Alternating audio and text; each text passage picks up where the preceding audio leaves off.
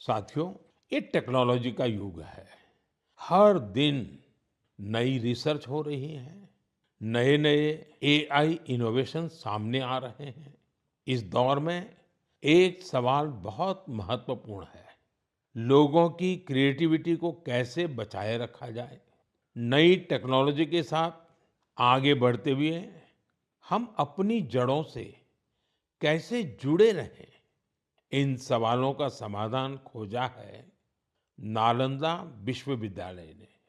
हजारों साल पुरानी हमारी नालंदा विश्वविद्यालय अब नए अवतार के रूप में भारत का भाग्य गढ़ रही है।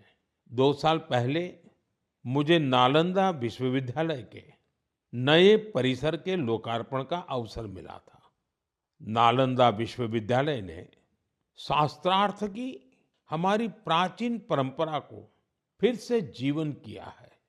शास्त्रार्थ केवल अपनी बात रखने का माध्यम नहीं है। ये वाद, संवाद और मंथन की एक अनुशासित प्रक्रिया है।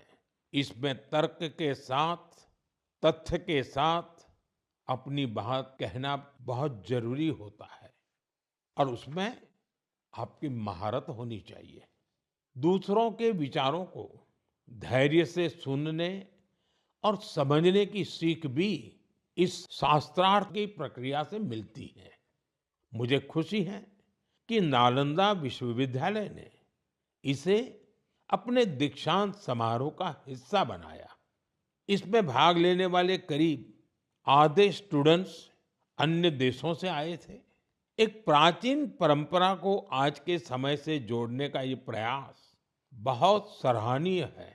मैं इसके लिए नालंदा विश्वविद्यालय को बहुत बहुत बधाई देता हूँ। मैं देश के दूसरे विश्वविद्यालयों से भी आग्रह करूंगा कि वे ऐसी पहल पर विचार करें। साथियों, जड़ों से जुड़े रहकर युवाओं को नई टेक्नोलॉजी के लिए तैयार करने का एक और अच्छा प्रयास हो रहा है। दिल्ली में स्थित central Sanskrit university artificial intelligence और डेटा साइंस में बीटेक प्रोग्राम शुरू करने जा रही है। ये आधुनिक टेक्नोलॉजी को भारत के पारंपरिक ज्ञान से जोड़ने की दिशा में एक महत्वपूर्ण कदम है। इससे भारतीय भाषाओं के लिए नए एआई टूल्स तैयार करने में मदद मिलेगी। हमारे प्राचीन ग्रंथों और पांडुलिपियों को डिजिटल रूप में संरक्षित करने के काम को भी नई गति मिलेगी। मैं सेंट्रल संस्कृत यूनिवर्सिटी को इस प्रयास के लिए बहुत बहुत शुभकामनाएं देता हूं।